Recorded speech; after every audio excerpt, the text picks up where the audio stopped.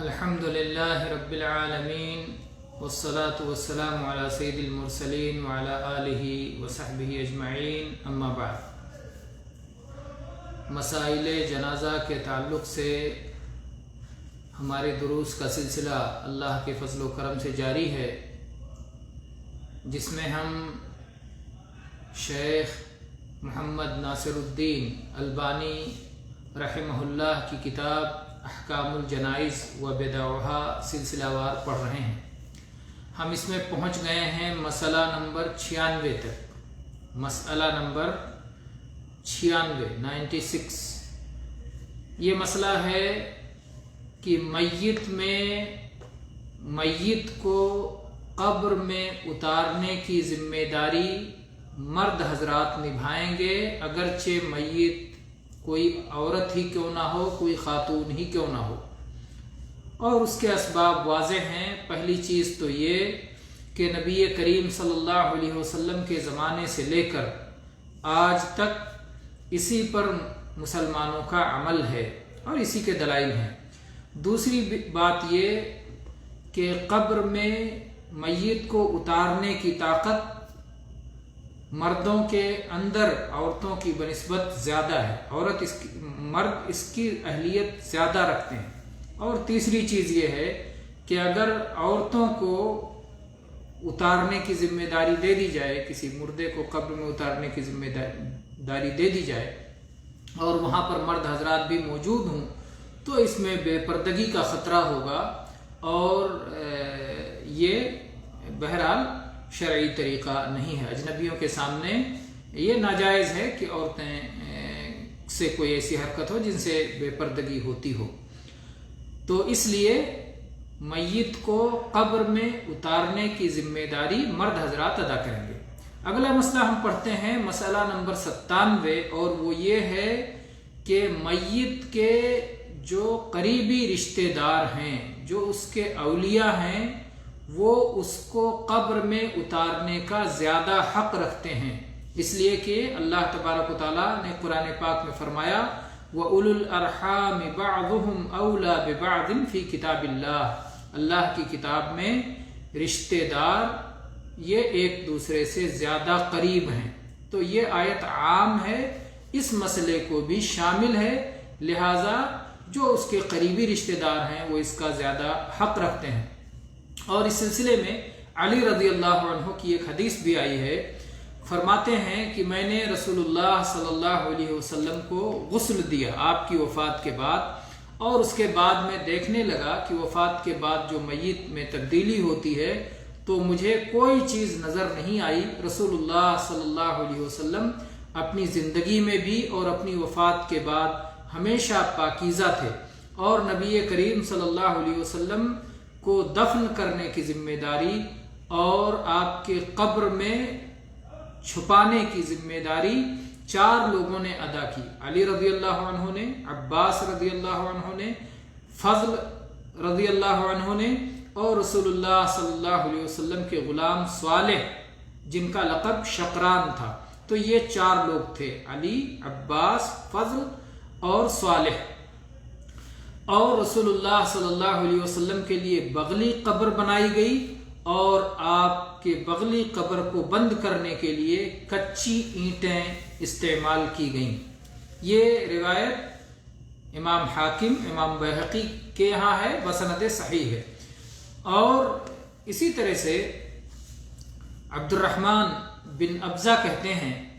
کہ میں نے عمر بن الخطاب رضی اللہ عنہ کی امامت میں زینب بنت جحش رضی اللہ عنہا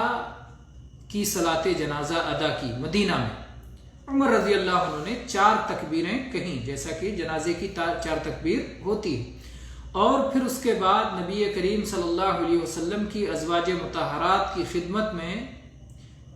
سوال کرنے کے لیے ایک شخص کو بھیجا کہ وہ کس شخص کے بارے میں حکم دے رہی ہیں کہ انہیں قبر میں اتارے۔ زینب بنت جحش رضی اللہ عنہ نبی کریم صلی اللہ علیہ وسلم کی زوجہ مطہرہ ہیں، تو ان کی قریبی نبی صلی اللہ علیہ وسلم کی دوسری زوجات ہیں، ان کی قریبی ہیں، تو ان سے آپ پوچھوایا کہ کس کے بارے میں وہ کہتی ہیں کون انہیں قبر میں اتارے؟ عمر رضی اللہ عنہ خود چاہتے تھے کہ انہیں یہ شرف حاصل ہو، انہیں یہ بات پسند تھی، لیکن ان لوگوں نے جواب بھیجا، نبی کریم صلی اللہ علیہ وسلم کی بیویوں نے اس کا جواب بھیجا کہ انہیں قبر میں وہی شخص اتارے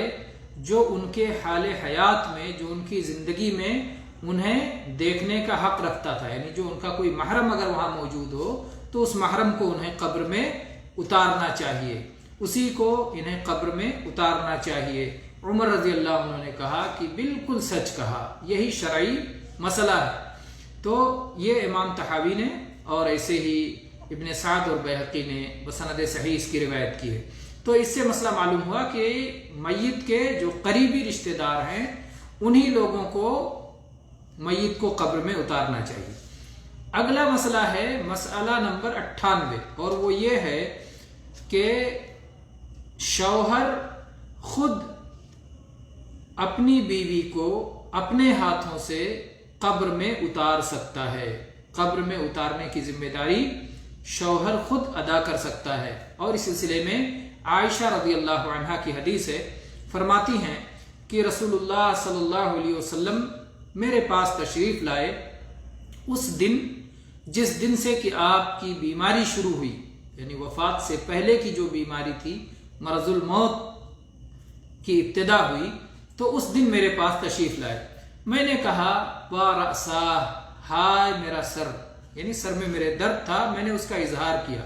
تو نبی کریم صلی اللہ علیہ وسلم نے جواب میں فرمایا کہ میں چاہتا ہوں کہ عائشہ تم میرے جیتے جی مر جاتی، میں اگر یہ ہو جاتا معاملہ کہ تم مر جاؤ اور میں زندہ رہوں تو میں تمہیں تیار کروں گا، میں تمہیں غسل دوں گا، میں تمہیں کفن پہناؤں گا اور میں ہی تمہیں دفن کروں گا۔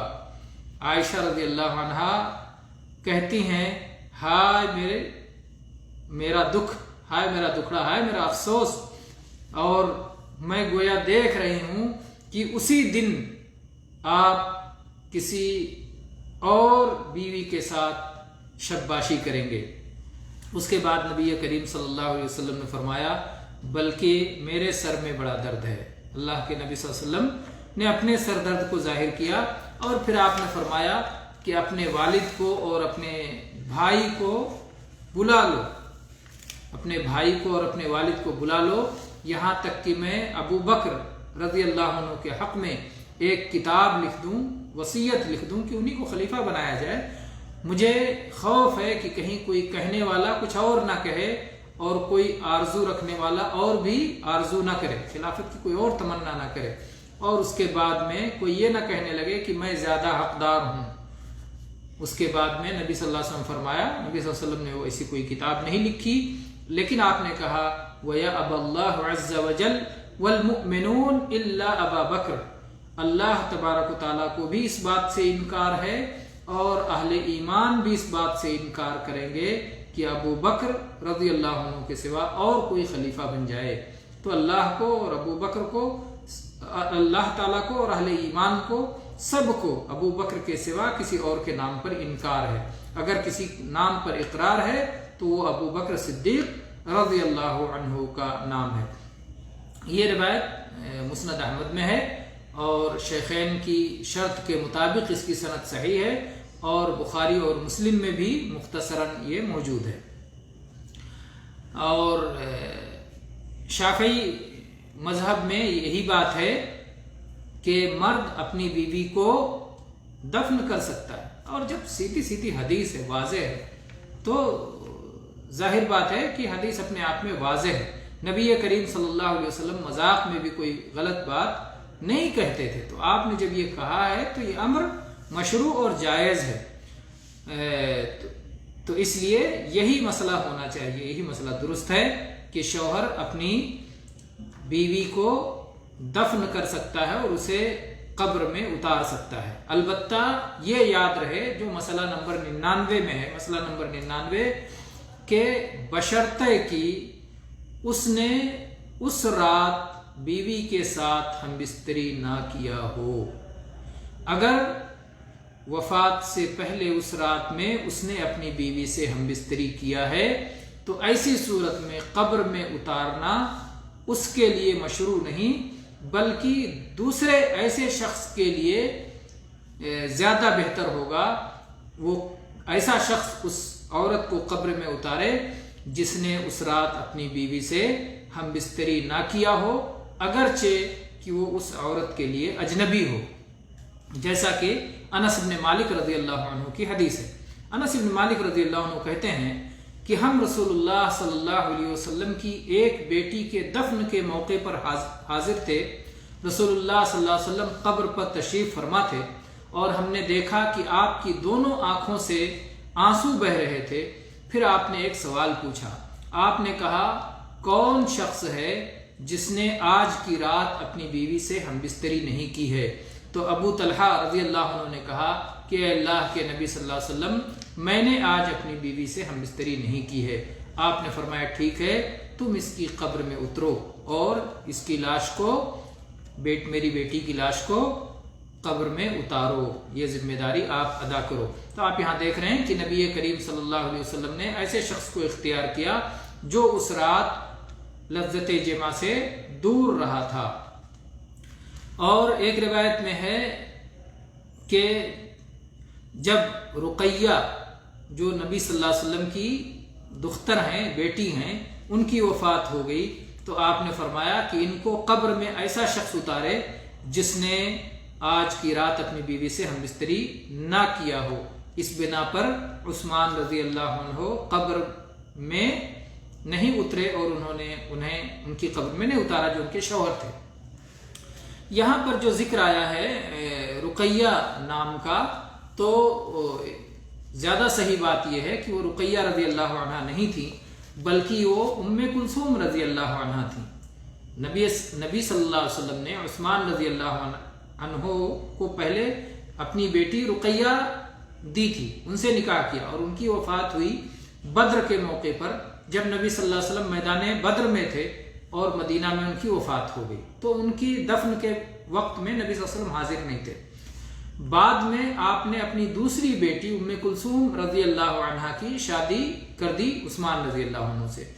تو جب ان کی وفات ہوئی تو اس موقع پر نبی صلی اللہ علیہ وسلم حاضر تھے، تو اس لیے اس روایت میں یہ راوی کا وہم ہے کہ انہوں نے رقیہ کا نام لیا۔ زیادہ صحیح بات یہ ہے کہ وہ ام کلثوم رضی اللہ عنہ تھی، جو کہ عثمان رضی اللہ عنہ کی بیوی تھی، نبی صلی اللہ علیہ وسلم کی دوسری بیٹی، جس بنیاد پر وہ ذو النورین کہے گئے۔ تو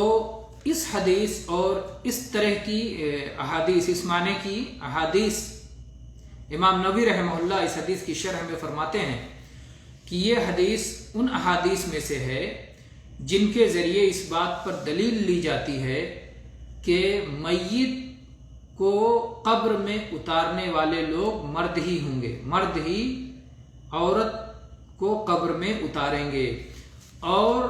کہا کہ یہ بات معلوم ہے کہ نبی کریم صلی اللہ علیہ وسلم کی بیٹیوں کے لیے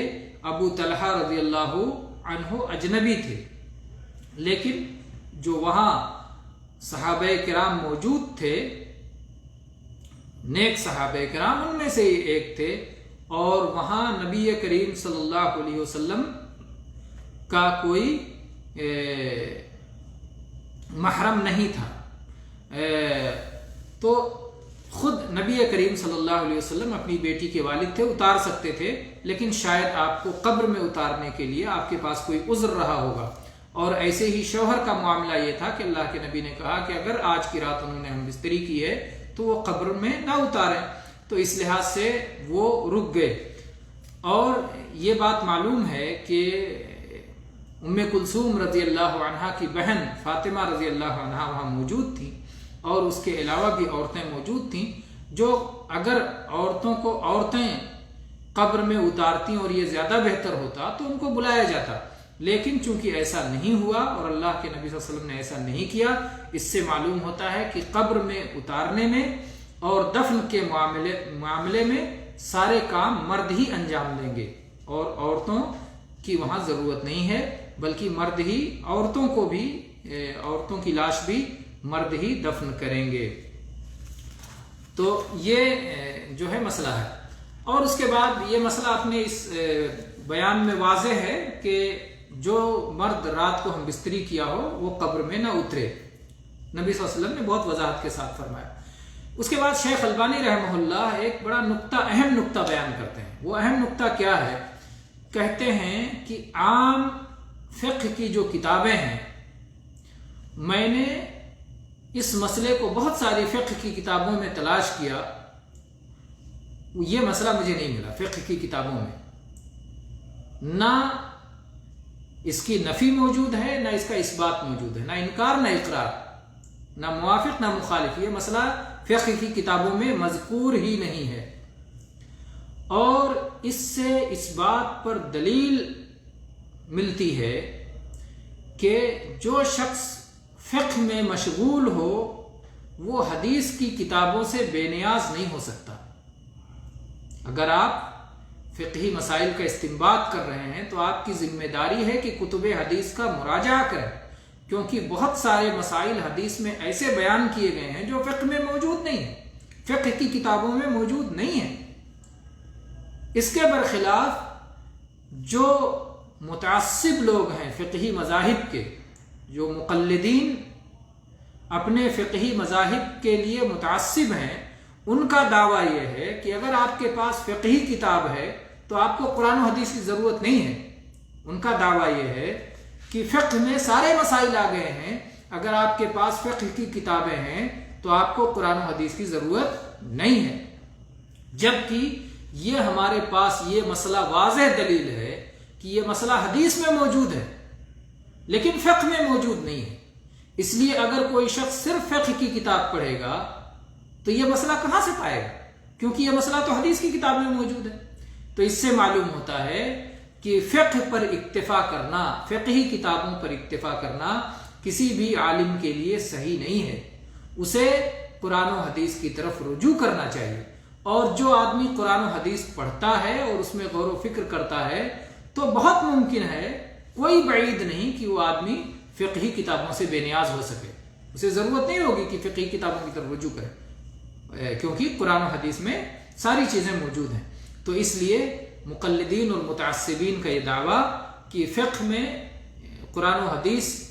کا نچوڑ بھی آ گیا اور اس سے زیادہ بھی مسائل آ گئے ہیں، ضرورت کے سارے مسائل ہیں، تو یہ دعویٰ بالکل باطل ہے. تو شیخ البانی رحمہ اللہ اس موقع پر کہتے ہیں تعالی تبارک و تعالی عما یقول الظالمون علوا کبیرا. اور اس چیز کو شیخ نے سلسلۃ الاحادیث الصحیحہ میں بھی ذکر کیا ہے. تو بہرحال آج ہم انہی باتوں پر اکتفا کرتے ہیں اور انشاءاللہ اگلے مسائل پر اگلے دروس میں بات کریں گے. اللہ تبارک و تعالیٰ سے دعا ہے کہ وہ ہمیں علم شریعت کو اس کے اصل مآخذ سے سیکھنے، جاننے اور اس کے مطابق عمل کرنے